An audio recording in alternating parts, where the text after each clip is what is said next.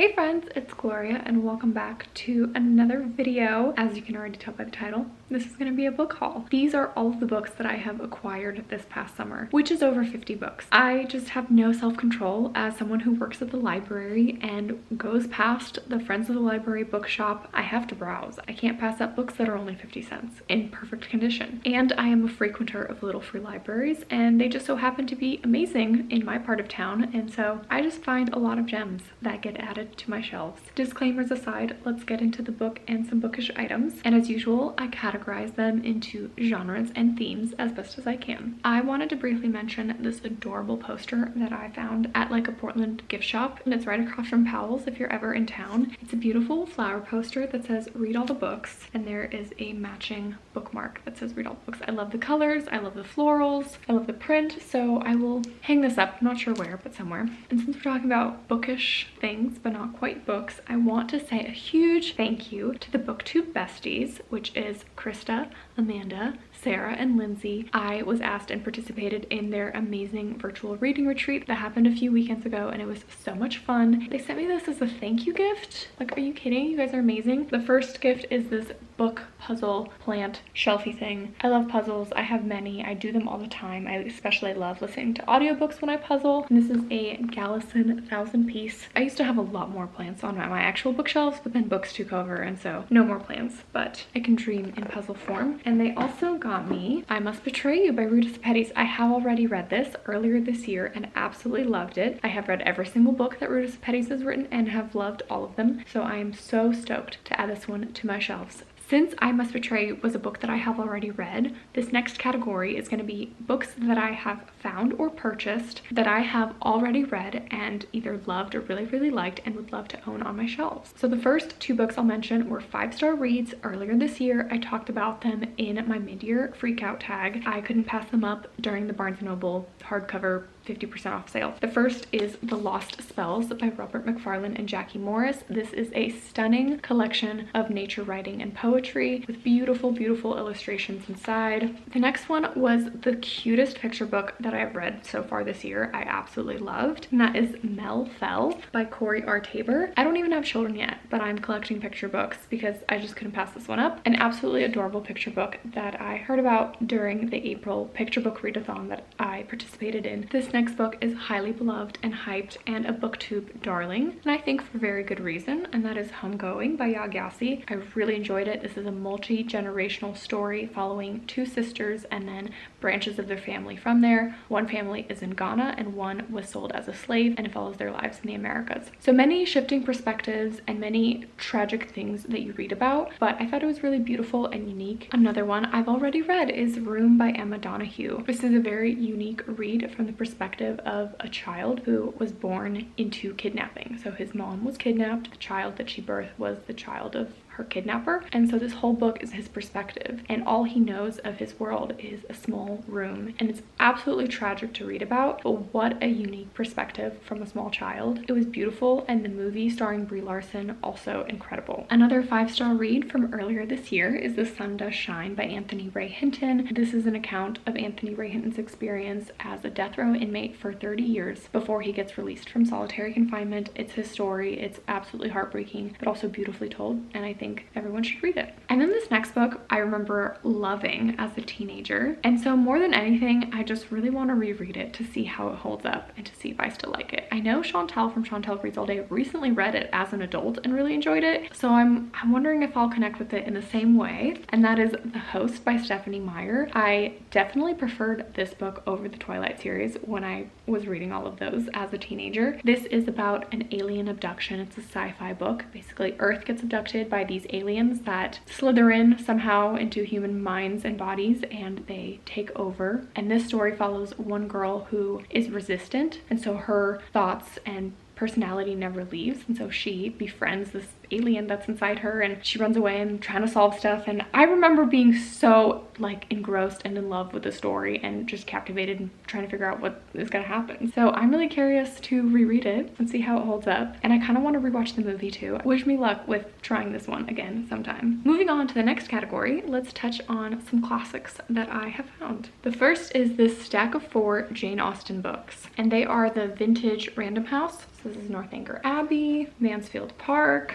Sense and Sensibility, and Emma. Now with these 4, my Jane Austen collection is complete. I own her main 6 novels. I've read 3 and have 3 left to read, hopefully by the end of this year. The next author, I also found 3 of their books for 50 cents each and just had to grab them, and that is John Steinbeck. East of Eden and or Grapes of Wrath were both on my classics TBR books to get to this year, and I actually found both. I found East of Eden by John Steinbeck and Grapes of Wrath. I have my pick. I'm leaning more towards East of Eden. I've heard better things about it and that it's slightly more hopeful and redemptive and an interesting family saga set during the Great Depression. I believe both of these are. And then the other one, which I haven't heard of before but paired nicely with East of Eden, they came as a collection, and that is The Winter of Our Discontent. Couldn't tell you what that's about, but they go together well, so wanted to snag that one. And then the last book in this classics category is A Tree Grows in Brooklyn by Betty Smith. Apparently this is a coming of age story of a young girl in Williamsburg, Brooklyn, New York. I love that it's set in New York. I think that's fun. I don't think I love coming of age stories. I haven't read too many, but there's some things in coming of age stories that I don't love to read about.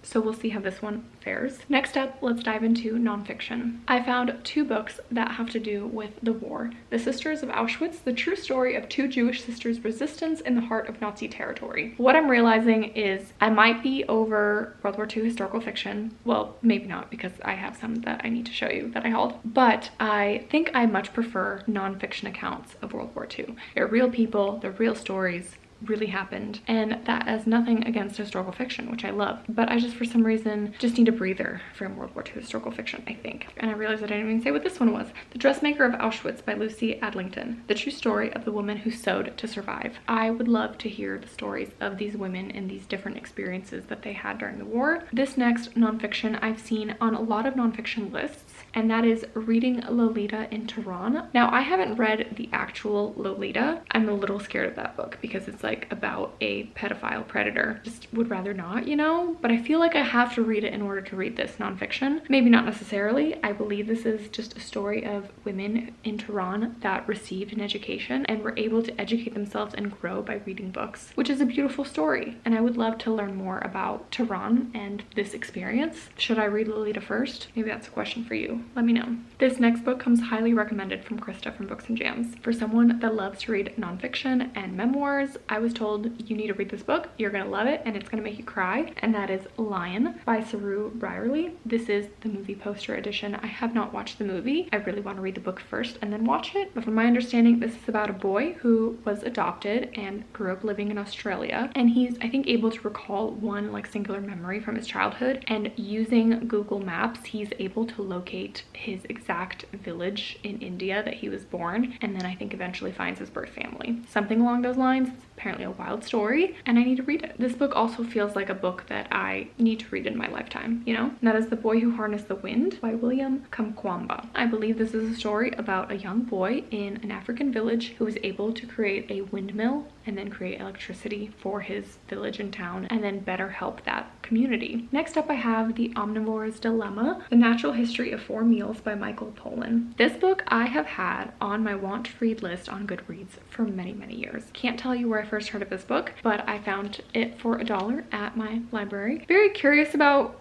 diet culture and what's, you know, better for our bodies, whatever that means. And so I'm naturally curious to learn more about it and what this book has to say. My only concern is that this book was published in 2006, and I think that there's a lot that has changed since then in the food industry and culture at large when it comes to eating. And then I have 3 nonfiction that have to do with, you guessed it, bees. I can't have a book haul without hauling some books that have to do with bees. If you don't know, my dad's a beekeeper. I live on a farm. I sell honey as a part-time job, and I love to read books that have to do with bees. They might not even sound that interesting to me, but if honey or bees is in the title or on the cover, I'm probably gonna buy it and read it. Let me know if you want an updated video on my bee book collection, because it's grown quite a lot since the last time I made a video. But I have been holding The Honey Bus, which is a memoir of lost courage and a girl saved by bees by Meredith May. I first heard of this book from All D Books, and then recently saw Jolene from Bookworm Adventure Girl sing its praises. And then, as always with little free libraries, it feels very serendipitous. I was able to find this book, and I truly cannot wait to read it. These next 2 I picked up during that Barnes & Noble hardcover sale, and solely for the aesthetic,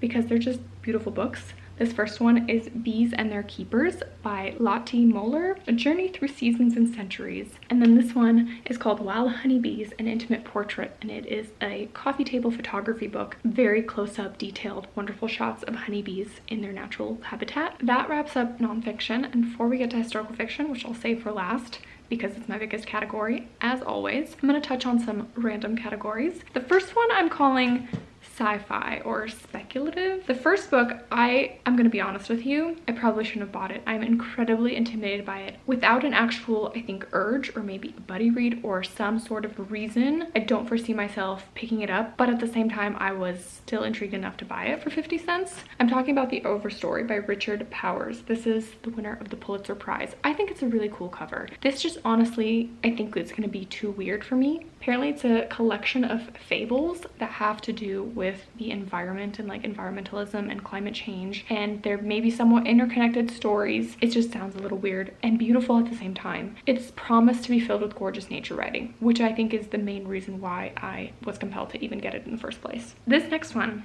was a highly anticipated read last year, but I DNF'd it, and all of y'all were shocked because it's a favorite book for so many. And I recently mentioned this in my DNF tag as a book that I DNF'd, and I may pick it up again to try, and that is Project Hail Mary by Andy Weir. I got 250 pages in. That is about halfway of this book, but I'm gonna try again because I just will. And it was brand new, perfect condition, hardcover for 50 cents.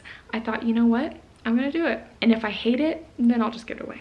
You know, no harm done. The next little stack are mystery thrillers, and they all go very well together. They are red, black, and white. Clearly there's a theme with mystery thriller books. But the first one on the list is Behind Closed Doors by B.A. Paris, a book that was recommended to me that I need to try as far as mystery thriller goes. I believe this is a domestic thriller about a couple that's seemingly perfect, but behind closed doors, who knows what's going on. I then picked up The Girl in the Red Coat by Kate Hammer. This is about a newly single mother who has this irrational fear of her young daughter going missing. And then one day it actually happens. She goes missing. So what happens from there? Kidnapping, murder, ex-husband, who knows? Next, I have Rust and Stardust by T. Greenwood. It's technically historical fiction because the setting is 1948, and it follows a group of young girls, and I believe like a predator, pedophile, murderer, kidnapper watching this group of girls, and then I think potentially kidnaps. This book honestly feels like it could be too dark and creepy for me, but I want to give it a go. I cannot remember what booktuber mentioned this book, but the way that they pitched and talked about the story sounded very compelling, and I have never heard anyone talk about it. So if you are a mystery thriller fan and you have read it, let me know what your thoughts are. Do you think it's going to be too dark and creepy for me? And then finally for thrillers, I have The Island by Adrienne McKenty. This is a new release. This author is known for the book The Chain, which hasn't had the best reviews, but this book is about, it was just supposed to be a family vacation. A terrible accident changed everything. You don't know what you're capable of until they come for your family. Dun dun dun. Isolated mystery on an island, family trying to survive. I'm sure some people die. Sounds exciting. My second to last stack is contemporary books. I found Three Wishes by Liane Moriarty. This is not a title of hers that I have heard of before, but I just found this one in a little free library, so I thought I would snag it. I'm slowly making my way through her books, but I want to give them all a try. The next one, also found in a little free library, is a rom-com book, which I never thought that I would read or pick up, but here I am. And it is One in a Million by Lindsay Kelk. Apparently this is a story of a young woman who works in the social media industry, and she has this weird challenge, I'm not sure how it comes about, to make a guy Instagram famous in 30 days. And so she takes on that challenge, and I'm assuming that they end up falling in love. Now, I worked in the social media industry, so I'm just curious how this one's gonna go, and if it's just gonna be way too cheesy for me, but I'm willing to try it. These next three books I'm gonna try to hold up all together because they all have the same vibe to me. I have Evvie Drake Starts Over by Linda Holmes, Eleanor Oliphant is Completely Fine by Gail Honeyman, and The Bookish Life of Nina Hill by Abby Waxman. I feel like all of these books are going to be about a young woman or maybe older woman in her 30s or 40s, and she's single and lonely, maybe has some social anxiety or some other kind of thing, or some tragedy happened in her past that she hasn't gotten over, and then she's either going to find some man or some event will happen in her life that will make her feel better and she'll finally be able to get over her grief. I don't know if that's what these are about, but that's what they're giving off. I know this one, Book Olive, rated 5 stars. This one only because bookish is in the title, and a book about books is fun sometimes. Eleanor Oliphant's completely fine. I believe Haley Orton recently raved about it and said that she liked it. I don't know if any of my assumptions about those books are correct, but I'm willing to give it a go. All right, last category, historical fiction. Here we go. Thank you so much for sticking with me through this long video. My first stack in historical fiction is World War II. So you know how I mentioned earlier that I'm over World War II historical fiction? Apparently not, because if I see them, I still have this inclination to pick them up for whatever reason. So historical fiction readers, let me know if any of these aren't worth it. The first one is The Paris Seamstress. This is a chunky book by Natasha Lester. It's set in 1940 and present day, so dual timeline, which I also don't love. But what does sound appealing to me is the main character being a seamstress. I feel like I want to read a little bit more historical fiction that has to do with clothing or fashion, because this just kind of sounds fun, and I really haven't read too much where that is a topic that is explored. Next up is The Book of Lost Names by Kristen Harmel. I have not had luck with Kristen Harmel's previous book, The Forest of Vanishing Stars.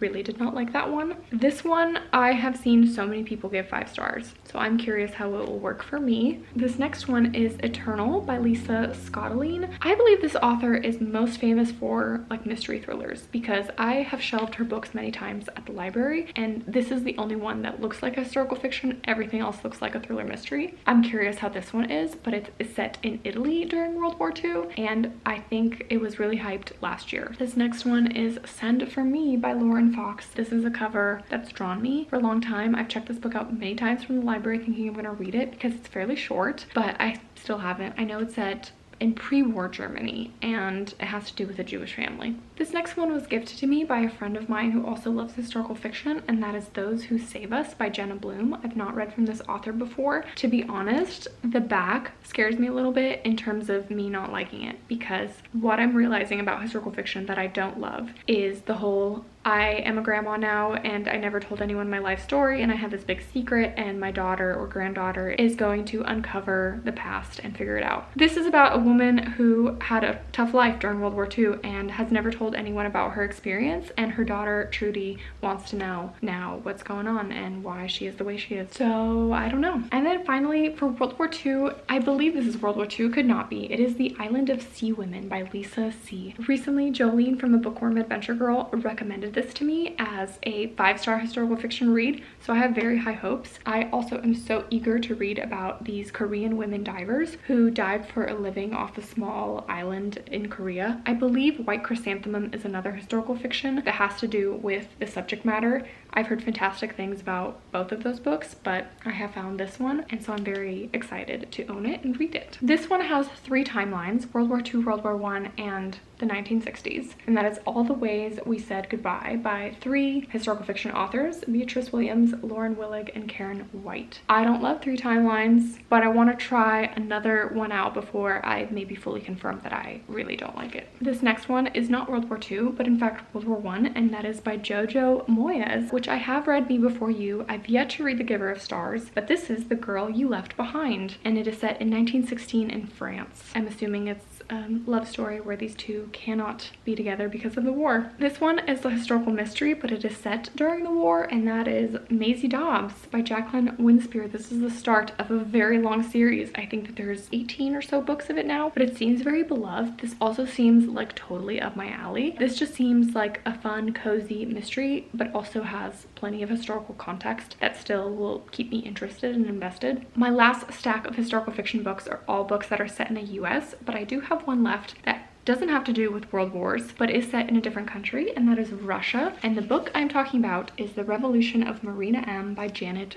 Fitch. This book comes highly praised and loved by Brittany from Literarily Smitten. It's a book set during the Russian Revolution, which I am all about. I know this is also a duology. I have very high hopes for this. I believe this has coming of age and family dynamic vibes about a young woman named Marina who joins the Russian Revolution, but I am just so stoked to dive into this world and get to know this character and her life and her story, and I think I'm gonna love it, hopefully. My last stack, set in the Americas in various time periods. This This first one I picked up solely because of the cover, and that is Beheld by Tarashia Nesbitt. This book is set 10 years after the first pilgrims arrive in America, and it follows two women during this settlement in the early Americas, and maybe some creepy stuff goes down. I honestly am scared of this book. I don't know if I'm gonna fare with it. It might be a little too creepy, maybe horror-y, maybe too literary for me. I don't know, but I'm also just so curious about this time period because I haven't read anything that has to do with the pilgrims in the historical fiction context. Next up, I have One for the Blackbird and One for the Crow by Olivia Hawker. This is set in Wyoming in 1876 on the American frontier, which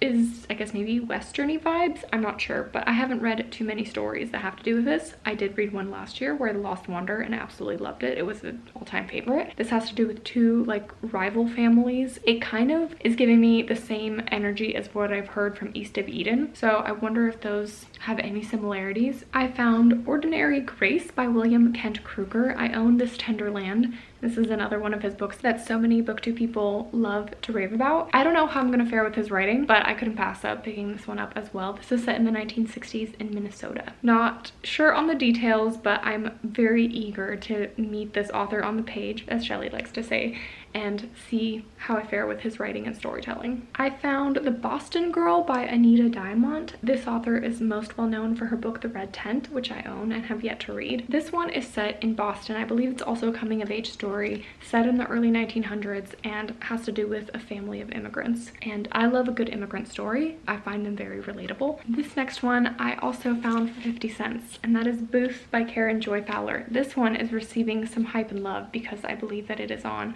the Booker lists. I think I could be wrong, either the Booker or the Pulitzer, not entirely sure, but one of the lists. But this is all about the Booth family in the 1820s, and one of the most famous Booth is the man who killed Abraham Lincoln. So I wonder if it's going to be his story or his family story, and or how he got to the place in order to want to kill the president of the United States. I would love to try to read this one before the year is up, but we'll see. I also found The Darkest Child by Dolores Phillips. Back of this book just hits me in the heart. It sounds very tragic. It's set in the late 1950s in Georgia, and it is about a 13-year-old girl who is the sixth of 10 fatherless siblings. She is the darkest child out of all of her siblings and the most hated, and her mother just despises her, but she's also the most intelligent, and so I believe she gets hired on as a servant for some other family. But this just feels like it's going to be sad and beautiful and important at the same time. And then lastly, I found Daughter of Molokai. I have Molokai right here that I need to read. This is the continuation of that story, a sequel. I don't know anything about this. I just,